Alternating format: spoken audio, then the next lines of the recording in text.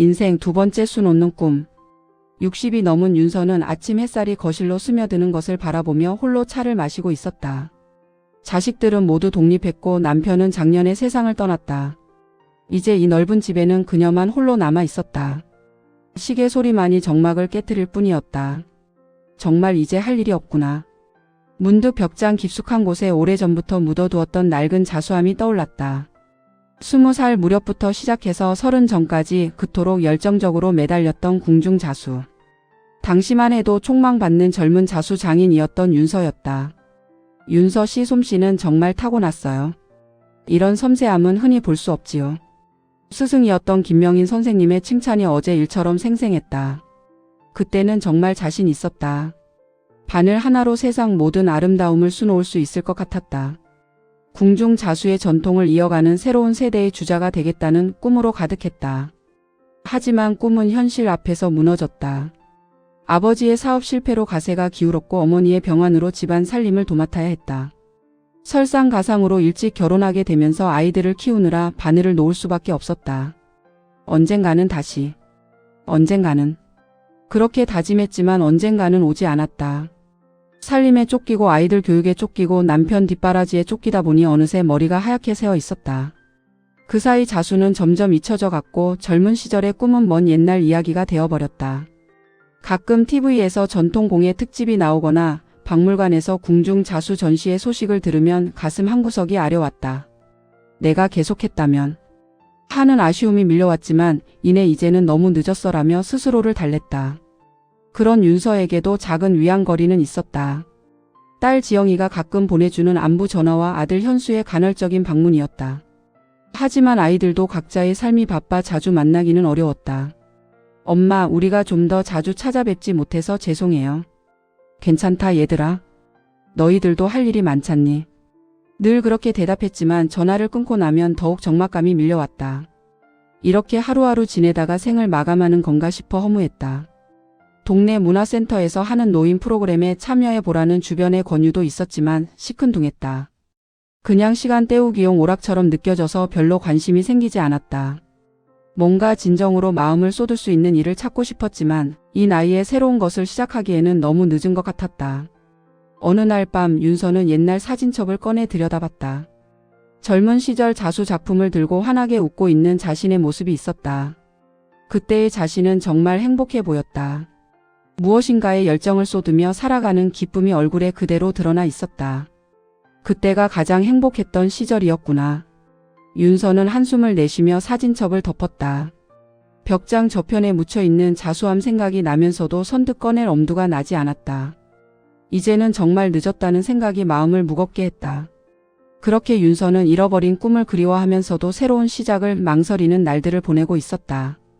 며칠 후 딸 지영이 갑자기 집에 찾아왔다. 결혼 후 이사를 여러 번 하면서 짐 정리가 제대로 안 됐다며 어릴 때 물건들을 가지러 온 것이었다. 엄마, 제 방에 있는 옛날 물건들 좀 정리해도 될까요? 아이들 장난감이랑 교과서 그리고 대학 때 쓰던 것들. 그래. 내가 필요한 건 가져가고 나머지는 정리하자. 윤서는 딸과 함께 오랫동안 손대지 않았던 지영의 방을 정리하기 시작했다. 오래된 인형, 색바랜 교과서 상장들. 딸의 성장 과정이 고스란히 담긴 물건들을 하나씩 꺼내며 추억에 잠겼다. 그런데 오래된 서랍 깊숙한 곳에서 뜻밖의 것을 발견했다. 낡고 누런 천 조각이 조심스럽게 한지에 쌓여 있었다. 윤서의 손이 떨렸다. 이건 분명히. 이게 뭐예요, 엄마? 지영이 호기심 어린 눈으로 물었지만 윤서는 대답할 수 없었다. 천 조각을 받아든 순간 30년 전 기억이 생생하게 되살아났다. 이것은 자신이 25살 때 궁중자수대회에 출품하려고 만들던 작품의 일부였다. 당시 윤서는 이 작품으로 큰 상을 받을 자신이 있었다. 전통 모란 문양에 자신만의 색감을 입혀 새로운 해석을 시도한 역작이었다. 하지만 아버지의 갑작스러운 사업 실패로 대회 출품을 포기해야 했고 미완성 상태로 남겨둔 채 잊고 지냈던 것이다. 엄마? 괜찮으세요?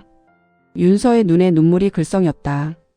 천 조각 위에 남아있는 자신의 바느질 자국을 만져보니 그때의 간절함과 열정이 그대로 전해져 왔다. 한 땀 한 땀 정성스럽게 수놓았던 모란 꽃잎의 곡선, 섬세하게 표현한 인맥의 음영. 지금 봐도 놀라울 정도로 정교하고 아름다웠다. 이건 엄마가 젊을 때 만들던 자수 작품이야. 자수요? 엄마가 자수를 하셨어요? 지영이 놀란 표정으로 물었다. 윤서는 자식들에게 자신의 과거 꿈에 대해 자세히 이야기한 적이 거의 없었다. 그저 옛날에 자수 좀 했었지 정도로만 언급했을 뿐이었다. 그냥 취미로 조금. 윤서는 얼버무렸지만 천조각을 바라보는 눈빛에서는 예전의 열정이 되살아나고 있었다. 바늘 끝에서 느꼈던 그 미묘한 감각, 실과 천이 만나 아름다운 무늬를 만들어낼 때의 희열, 완성된 작품을 보며 느꼈던 성취감. 모든 것이 생생하게 기억났다. 엄마 이거 정말 아름다워요. 엄마가 이런 걸 만드셨다니. 지영이 감탄하며 천조각을 자세히 들여다봤다. 요즘 젊은 사람들이 전통 공예에 관심이 많다던데 이런 수준이면 정말 대단한 거 아니에요? 그날 밤 지영이 돌아간 후 윤서는 혼자 천조각을 들여다보며 오랜 시간을 보냈다. 촛불 아래서 보던 그 시절의 바느질이 형광등 불빛 아래서도 여전히 아름다웠다. 시간이 흘러도 변하지 않는 예술의 힘을 새삼 느꼈다. 내가 정말 이런 걸 만들었었나? 스스로도 믿기 어려웠다. 세월 속에 묻혀있던 재능의 흔적을 마주하니 가슴이 뛰기 시작했다. 혹시 아직도 그 감각이 남아있을까? 다시 바늘을 잡을 수 있을까? 윤서는 벽장 깊숙이 넣어두었던 자수함 생각이 났다. 30년 넘게 열어보지 않았던 그 낡은 상자 안에는 무엇이 남아있을까? 두근거리는 마음으로 벽장을 열어보고 싶은 충동이 들었지만 한편으로는 두려웠다. 너무 많은 시간이 흘렀고 이제는 정말 늦었을지도 모른다는 생각이 발목을 잡았다. 하지만 천조각이 전해주는 온기는 분명했다. 아직 늦지 않았다고 다시 시작해도 된다고 속삭이는 것 같았다. 다음 날 아침 윤서는 용기를 내어 벽장 깊숙한 곳에서 자수함을 꺼냈다. 30년 넘게 묻혀있던 나무 상자는 먼지에 덮여 있었고 경첩 부분이 녹슬어 있었다. 심장이 두근거렸다. 과연 그 안에 무엇이 남아있을까? 상자를 조심스럽게 열어보니 옛날의 추억이 쏟아져 나왔다. 색색깔의 실타래들, 크고 작은 바늘들, 골무 그리고 자수틀. 모든 것이 그대로 있었다. 비록 시간의 흔적이 역력했지만 도구들은 여전히 그 자리를 지키고 있었다. 그래, 다시 해보자. 윤서는 떨리는 손으로 바늘을 집어들었다. 하지만 예상과 달리 바늘을 제대로 잡기조차 힘들었다. 관절이 뻣뻣해져서 예전처럼 섬세한 움직임을 만들어내기 어려웠다.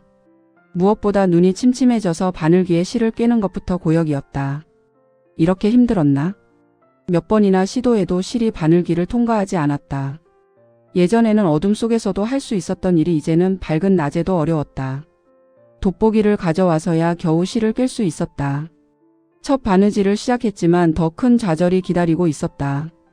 손떨림 때문에 바늘이 원하는 곳에 정확히 들어가지 않았다. 예전에는 한치의 오차도 없이 정교했던 바느질이 이제는 들쭉날쭉했다. 아, 정말. 윤서는 한숨을 내쉬며 바늘을 내려놓았다. 거울을 보니 주름진 얼굴과 하얀 머리카락이 현실을 말해주고 있었다. 더 이상 20살의 윤서가 아니었다. 60이 넘은 나이에 예전과 같은 실력을 기대하는 것 자체가 무리였다.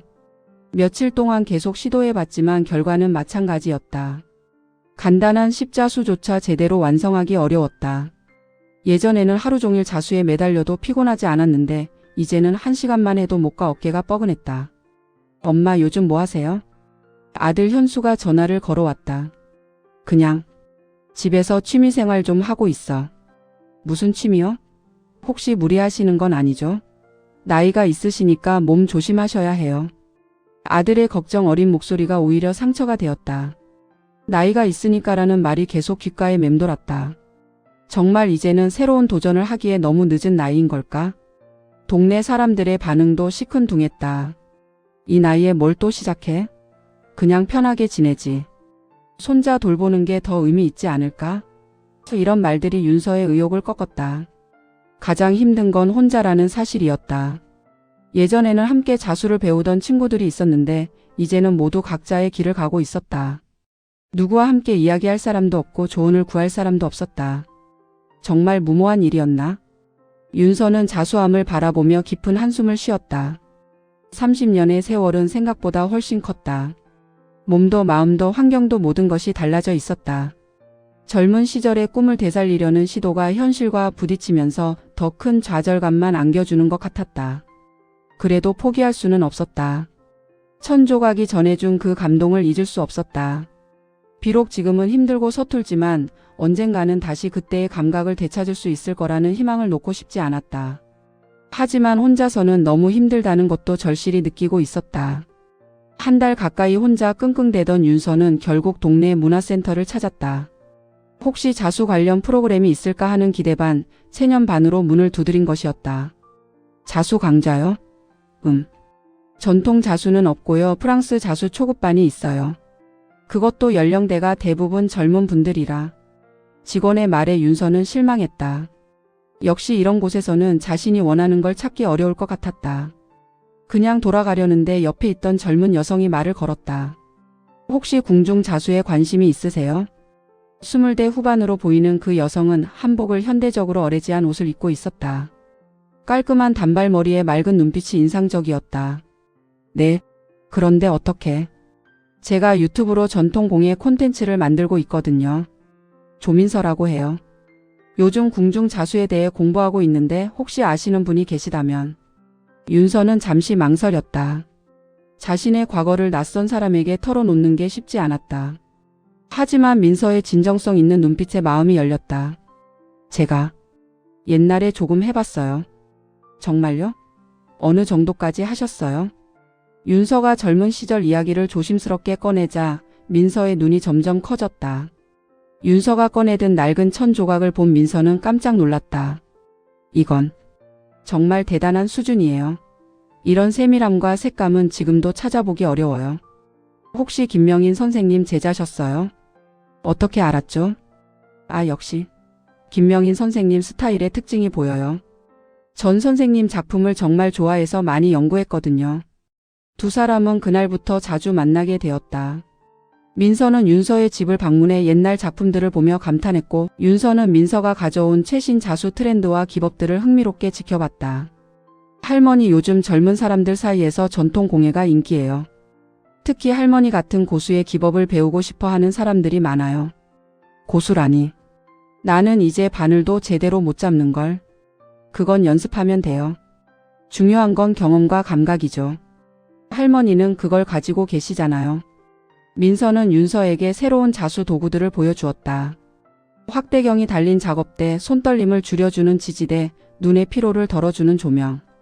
기술의 발달로 고령자들도 정밀한 작업을 할 수 있게 된 것이었다. 이런 게 있었구나. 윤서는 신기해하며 새로운 도구들을 써봤다. 확실히 예전보다 훨씬 편했다. 돋보기 없이도 섬세한 부분까지 볼 수 있었고 손떨림도 상당히 줄어들었다. 민서는 윤서에게 젊은 세대의 시각에서 본 전통 자수의 가능성을 이야기해 주었다. 할머니 기법의 현대적인 디자인을 결합하면 정말 멋진 작품이 나올 것 같아요. 젊은 사람들도 충분히 좋아할 만한. 반대로 윤서는 민서에게 전통의 깊이와 의미를 전해 주었다. 자수는 단순히 예쁘게 수놓는 게 아니야. 각 무늬마다 의미가 있고 색깔 조합에도 철학이 담겨 있어. 세대 차이로 인한 갈등도 있었다. 민서가 너무 빨리 진행하려 하면 윤서는 당황했고 윤서가 전통만 고집하면 민서는 답답해했다. 하지만 서로를 이해하려는 노력으로 조금씩 호흡을 맞춰갔다. 할머니, 제가 너무 성급했네요. 나도 요즘 젊은 사람들 생각을 이해 못했구나. 두 사람의 만남은 윤서에게 새로운 활력을 불어넣었다. 혼자였을 때는 좌절하기만 했던 어려움들이 민서와 함께라면 극복할 수 있을 것 같았다.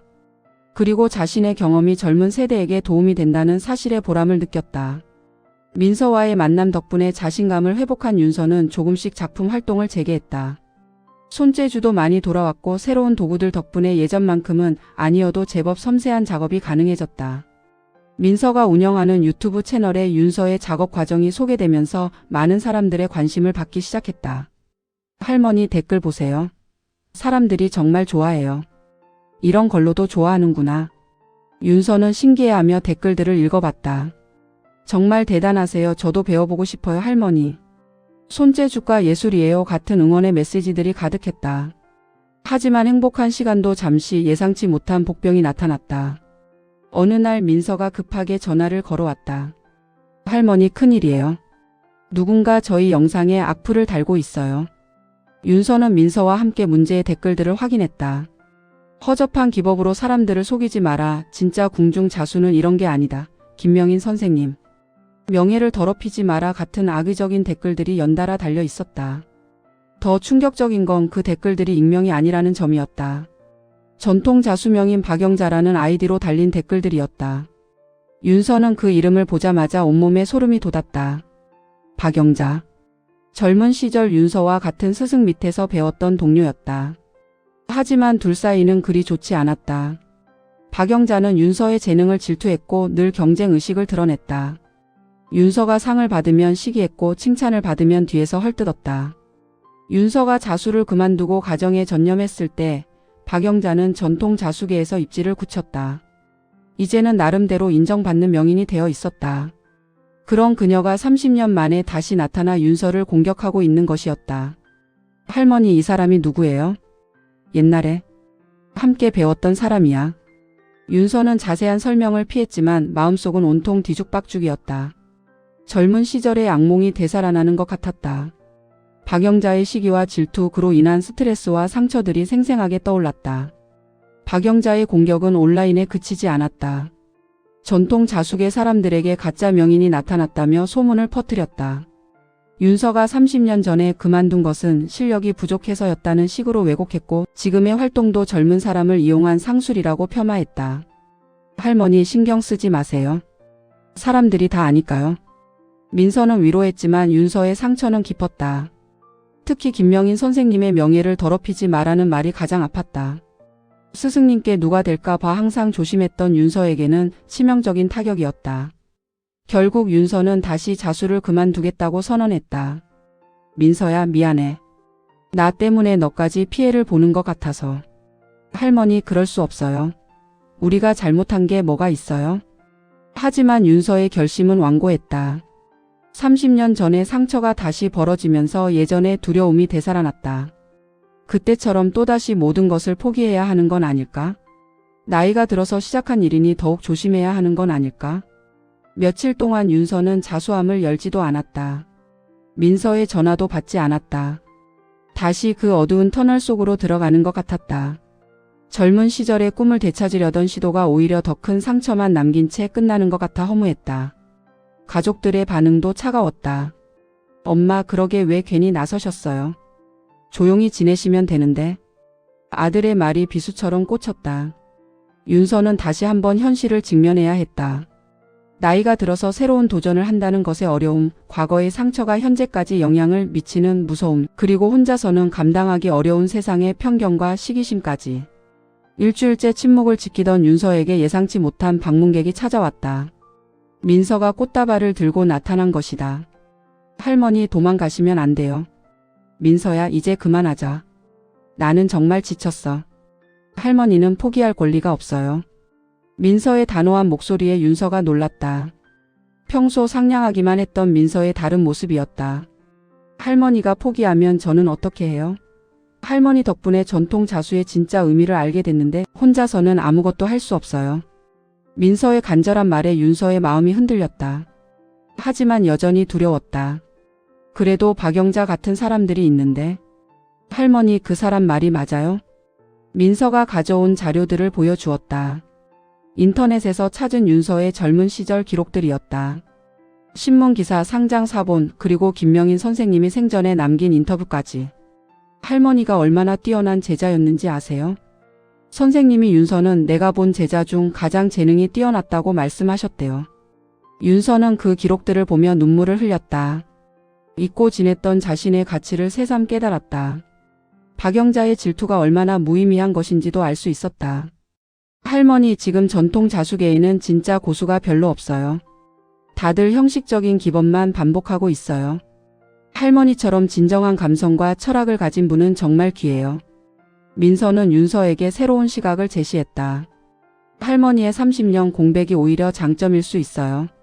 그동안 인생을 살면서 쌓은 경험과 지혜가 작품에 담긴다면? 윤서는 민서의 말을 곰곰이 생각해봤다. 30년 동안 자수를 하지 않았지만 삶을 살았다. 결혼하고 아이를 낳고 기르고 남편을 간병하고 떠나보내고. 그 모든 경험이 헛된 것은 아니었다. 그동안 살면서 느꼈던 기쁨과 슬픔, 사랑과 이별, 희망과 절망. 이 모든 감정들이 바늘 끝에 담긴다면 어떨까요? 윤서은 다시 자수함을 열었다. 하지만 이번에는 예전과 다른 마음가짐이었다. 젊은 시절처럼 완벽한 기법을 추구하는 것이 아니라 자신만의 이야기를 담아내고 싶었다. 첫 작품으로 선택한 것은 인생 나무였다. 세월의 풍파를 견뎌낸 늙은 나무이지만 여전히 새싹을 틔우는 희망의 나무. 윤서는 한 땀 한 땀 정성스럽게 술을 놓아갔다. 기법은 예전만큼 완벽하지 않았다. 손떨림도 있었고 시력의 한계도 있었다. 하지만 작품에서 느껴지는 깊이는 젊은 시절과는 차원이 달랐다. 나이테처럼 쌓인 인생의 연륜이 바늘 끝에서 살아 숨쉬고 있었다. 할머니, 이건 정말 예술 작품이에요. 민서도 감탄했다. 기술적인 완벽함을 넘어선 무언가가 작품에 담겨 있었다. 보는 사람의 마음을 울리는 진정성이 있었다. 박영자의 공격도 계속되었지만 이제 윤서는 흔들리지 않았다. 오히려 그 공격이 자신의 작품이 얼마나 위협적인지를 보여주는 증거라고 생각했다. 젊을 때는 박영자 때문에 상처받았지만 이제는 달라.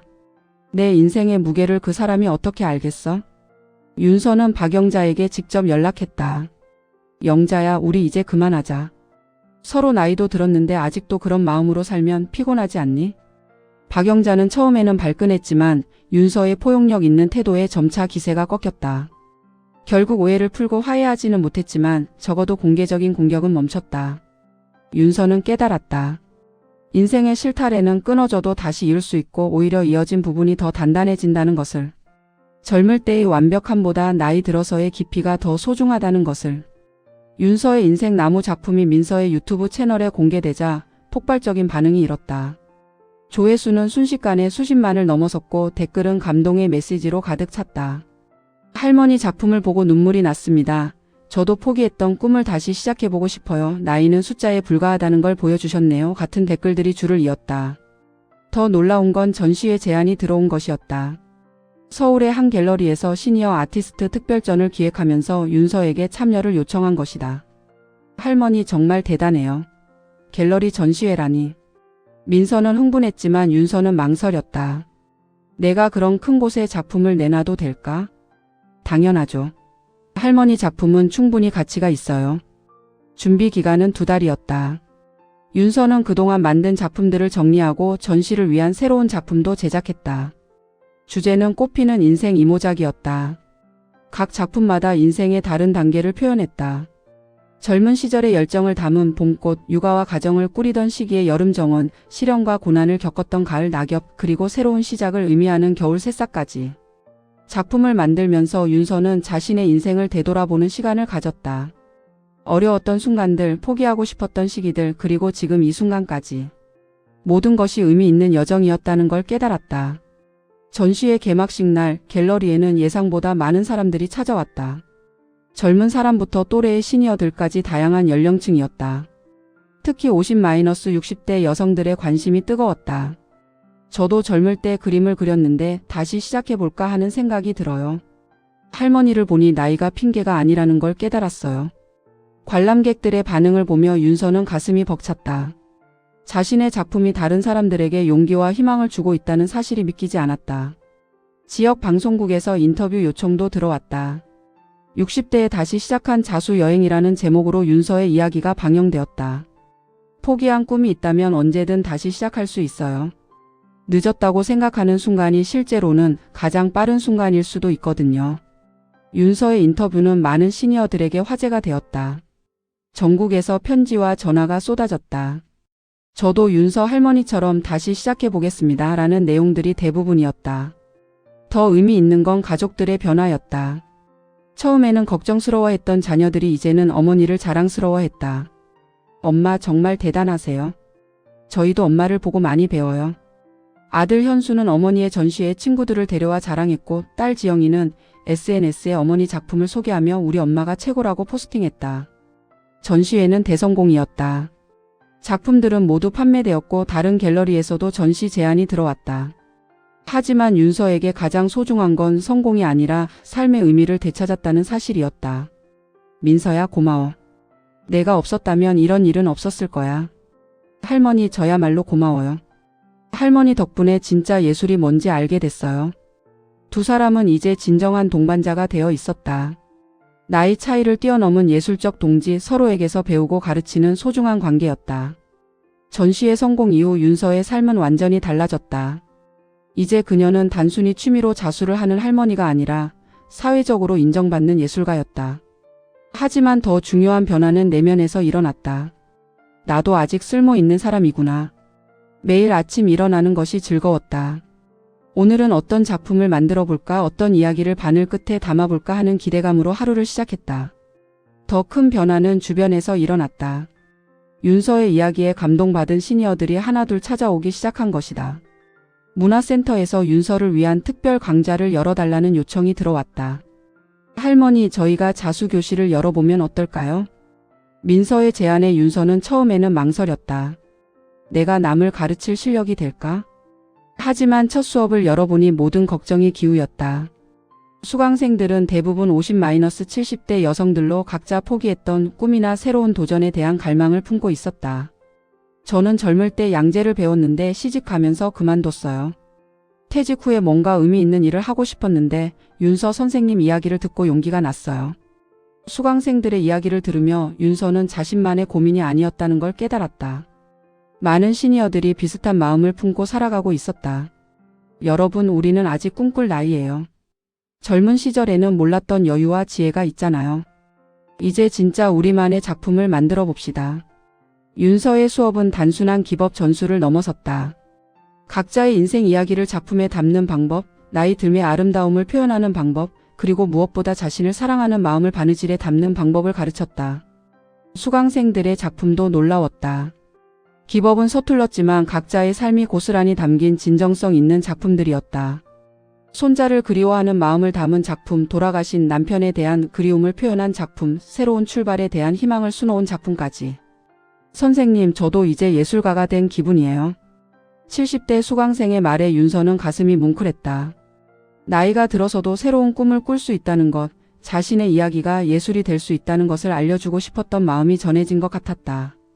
윤서와 민서는 시니어 예술가 네트워크를 만들었다. 자수뿐만 아니라 그림, 도예, 서예 등 다양한 분야에서 늦깎이 예술가들이 모여 서로 격려하고 작품을 선보이는 공간이었다. 나이는 숫자에 불과해요. 중요한 건 마음속의 열정이죠. 네트워크의 모토가 된 윤서의 말이었다. 정기적인 전시회도 열고 젊은 예술가들과의 콜라보레이션도 진행했다. 세대 간 교류를 통해 더 풍성한 예술 세계를 만들어갔다. 윤서의 개인적인 삶도 충만해졌다.